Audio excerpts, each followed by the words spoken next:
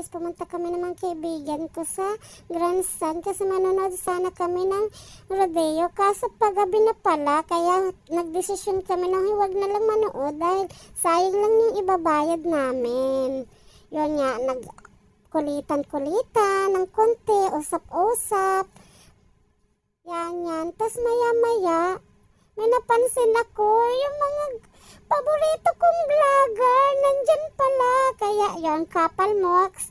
Ayan, malapit na ako, lalapit na ako dyan, yan, nakakahiya. Hinata ko pa si Bulbolon dyan para lang magpa-picture. Diyos ko Lord, kaloka talaga. Yan, pa-picture muna. Yan, tapos inalisan, walang paalam. Pumunta naman kay, of course. Yun, ang gwapo niya sa personal. Yun. Tapos yun, sa likod namin si Wakwak ng balod. Yan, ayan naman.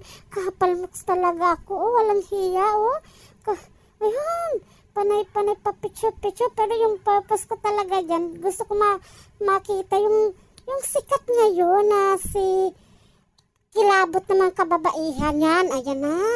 Si Mr. Baka, yung dahil sa kanya marami nang gustong maging baka dito sa amin. Pero ako ayaw ko. Gusto kong kabayo. Yun, ayaw niya magpa-picture kasi ayun.